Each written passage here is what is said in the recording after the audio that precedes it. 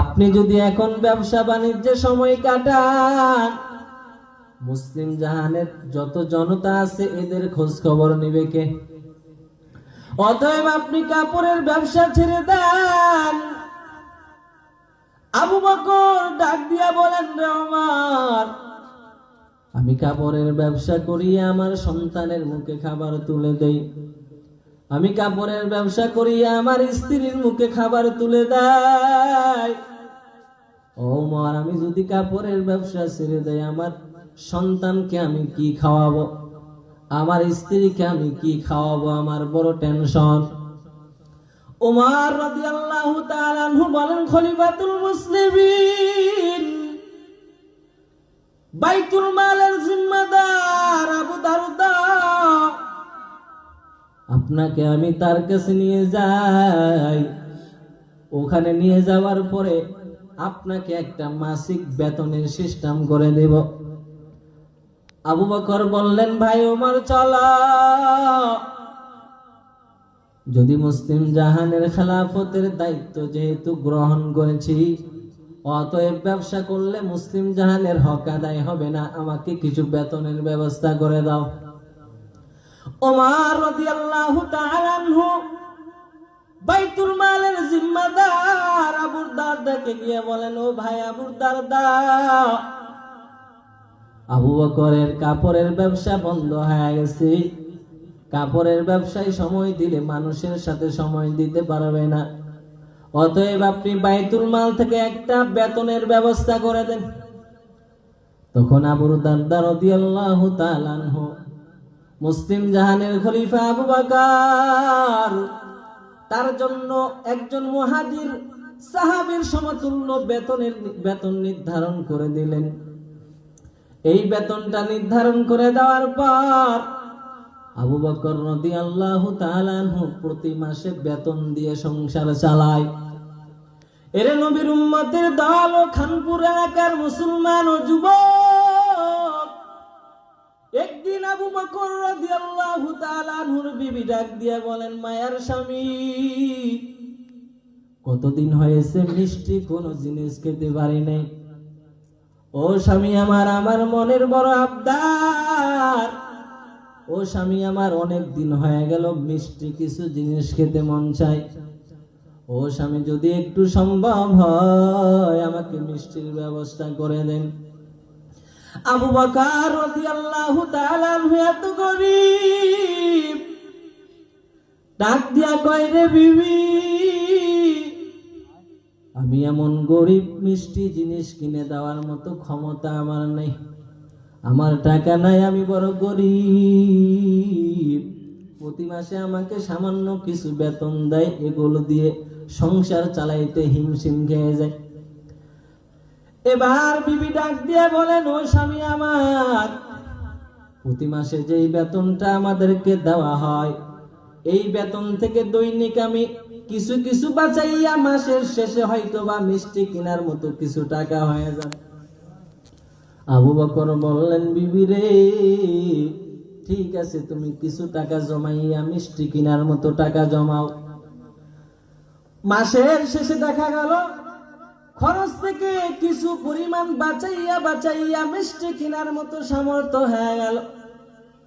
বিবি ডাক দিয়া বলেন, স্বামী আমার, আজ মিষ্টি কেনার মতো কিছু টাকা হাতে হয়েছে। ও স্বামী আমার, আমাকে কিছু মিষ্টি কিনে দেন, মিষ্টি খাওয়ার বড় ইচ্ছা হয়েছে। আবু বকর রাদিয়াল্লাহু তাআলা আনহু দেখলেন বিবির হাতে কিছু টাকা, দেরি করে নাই। আবু বকরের সাথে সাথে বাইতুল মালের জিম্মাদার আবু দারদা রাদিয়াল্লাহু তাআলা আনহুর কাছে চলে গেলেন। আর ডাক দিয়া বলেন, রাসূলের সাহাবী আবু দারদা,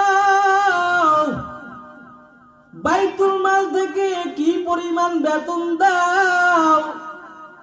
আমার বিবি সংসার থেকে বাঁচাইয়া মিষ্টির টাকা জমা করতে পারলো কিভাবে? ও আবু দারদা, আগামী মাস থেকে এই পরিমাণ বেতন আমার কমায়া দিও। আল্লাহু আকবার করেন। এর নবীর উম্মতের দল, কি পরিমাণ তাকওয়া নবীর সাহাবী আবু বকর, ও আবু দারদা, এত বেশি বেতনের আমার প্রয়োজন নাই। যেই পরিমাণ বেশি বেতন আমার স্ত্রী বাঁচাইছেন, এটা না হলেও তো আমার সংসার চলে। আবু বকর কেমন আল্লাহকে ভয় করতেন, রাস্তার কিনারায় দাঁড়ায় বলতেন, আবু বকর, আমি আবু বকর যদি মানুষ না হইয়া মাটি হয়ে যাইতাম আমার কোনো টেনশন ছিল না। আমি যদি গাছের পাতা হইতাম, এই গাছের পাতা একদিন শেষ হয়ে যাইতো, কোনো বিচার হইতো না। এর নবীর উম্মতের দল, সেই আবু বকর কি পরিমাণ আল্লাহর ভয়। আবু বকর একদিন রাসূলের সাহাবী ছিলেন, যার কাছে মুনাফিকের লিস্টটা ছিল। আবু বকর রাস্তা দিয়ে যাইতেছেন, পথের মধ্যে হযরত উমরের সাথে সাক্ষাৎ। ও ভাই উমর, আপনি কোথায় যান? বলে, আমি রাসূলের সাহাবী, যিনি মুনাফিকের লিস্ট যার হাতে আছে তার কাছে যাই। বলে, কেন? বলে, মনে হয় আমি আবু বকর মুনাফিক হয়ে গেছি। কি পরিমাণ তারা আল্লাহকে ভয় করতেন।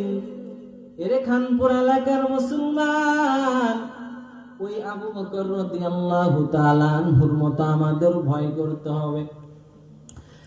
ইমাম মুসলিম রাহমাতুল্লাহি আলাইহি মুসলিম শরীফের বর্ণনায় নিয়ে এসেছেন,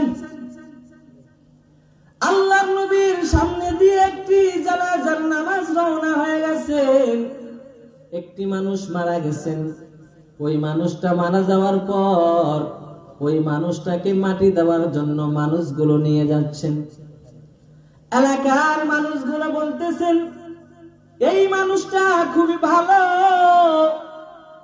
এই মানুষটা জীবনেও তার প্রতিবেশীর কষ্ট দেয় নাই, এই লোকটা ভালো ছিল।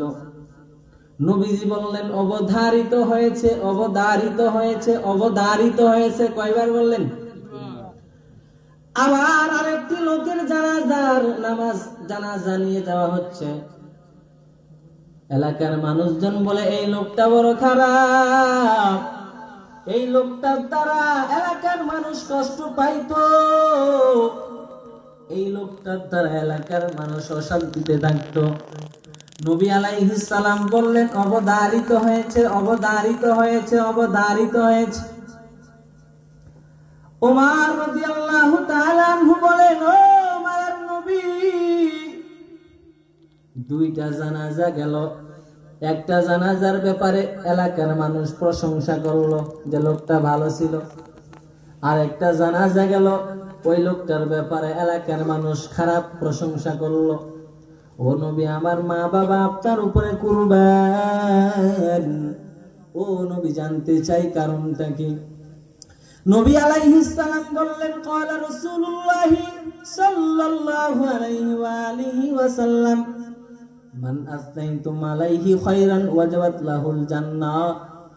তোমরা যেই মানুষের ভালো গুণ বর্ণনা করলে তার ব্যাপারে আমার আল্লাহ জান্নাত ওয়াজিব করে দিয়েছেন। সুবহানাল্লাহ।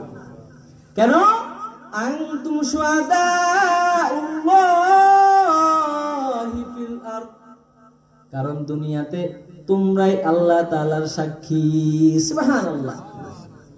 একটা জানাজার নামাজ গেলেন, মানুষেরা বলল, এই লোকটা খুবই ভালো ছিল।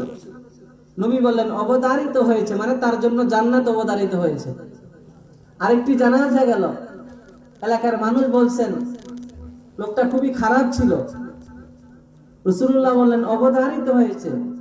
উমর রাদিয়াল্লাহু তাআলা বললেন, ইয়া রাসূলুল্লাহ, একটু জানান, দুইটার ব্যাপারে আপনি অবধারিত হয়েছে বললেন।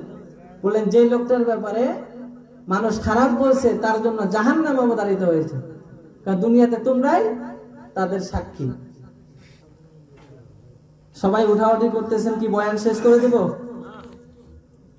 অনেকে উঠাউঠি করতেছেন, এটা খারাপ দেখা যাচ্ছে। এটা দেখেন, বয়ান আর বেশিক্ষণ করবো না, 10 মিনিট বয়ান করেই কিন্তু আমি কাজের শুনে চলে যাব। সময় তো উপস্থিতি দেখেন, মানুষের কত জানাজা যায় কি যায় না। আমরা জানাজার নামাজে গিয়ে কি বলি? এই লোকটা খুব খারাপ। ফাকুলু খায়রান ফাইন্নাল মালাইকাতা ইউআমিনুনা আলা মা তাকুলুন। তোমরা যখন কোনো জানাজার নামাজে উপস্থিত হও, তোমরা যখন কোনো অসুস্থ ব্যক্তিকে দেখতে যাও, তার ব্যাপারে ভালো মন্তব্য করো। কেন? বলে তোমাদের ভালো মন্তব্য করাটা, ফেরেশতাদের আমিন বলাটা আল্লাহর কাছে কবুল হয়ে যায়।